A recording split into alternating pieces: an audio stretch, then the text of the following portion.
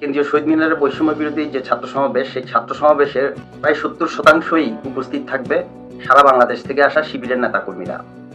এইভাবে সারা বাংলাদেশ থেকে যদি শিবিরের নেতাকর্মীরা বৈষম্য বিরোধী ছাত্রদের সমাবেশে বাসে করে আসে, সেক্ষেত্রে এক ধরনের, আমরা জানি শিবিরের ছেলেরা ওখানে উপস্থিত থাকবে, তারপরেও এটা ডকুমেন্টেড হয়ে যাবে, ভিডিও, ছবি, এবং বৈষম্য বিরোধীরাই যে ছাত্র শিবিরের জিনিসটা এক ধরনের প্রমাণ সহ প্রকাশ পেয়ে যাবে।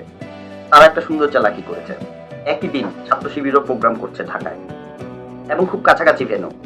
শিবিরের প্রোগ্রাম সরোয়ার্দিতে, আর বৈষম্য বিরোধীদের হচ্ছে কেন্দ্রীয় শহীদ মিনারে।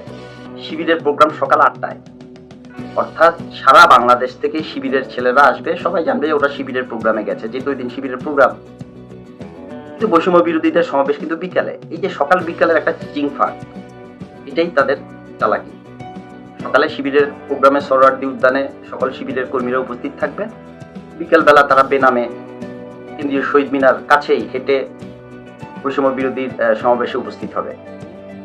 অবশিষ্ট 30% মধ্যে আমার বিশ্বাস 20%ই উপস্থিত হবে হেফাজতে ইসলাম, মামুনুল হকের অনুসারীরা।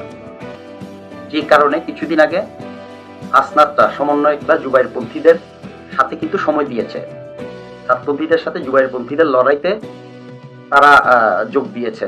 হয়তো তারা পায়জামা পাঞ্জাবি, যেভাবে সারা জুব্বা পরে থাকবে না, ক্যাজুয়াল পাঞ্জাবি প্যান্ট পরে আসবে, এটার সম্ভাবনা সবচেয়ে বেশি।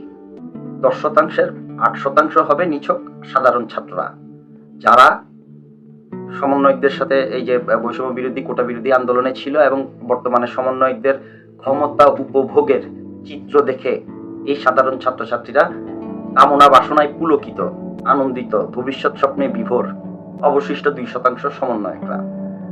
আরেকটা বিষয়, এই যে আসিফ যে হেলিকপ্টারে করে প্রায় 22টা উপজেলা টাচ করেছে, শীতবস্ত্র বিতরণ করেছে, বিভিন্ন মিটিং করেছে, সে সরকারি কাজের এই ফাঁকে কিন্তু 31 তারিখের প্রোগ্রামটার মূলত অর্গানাইজ করে। এই জন্যই তার খুব অল্প সময়ে অনেকগুলো উপজেলা টাচ করতে হয়েছে।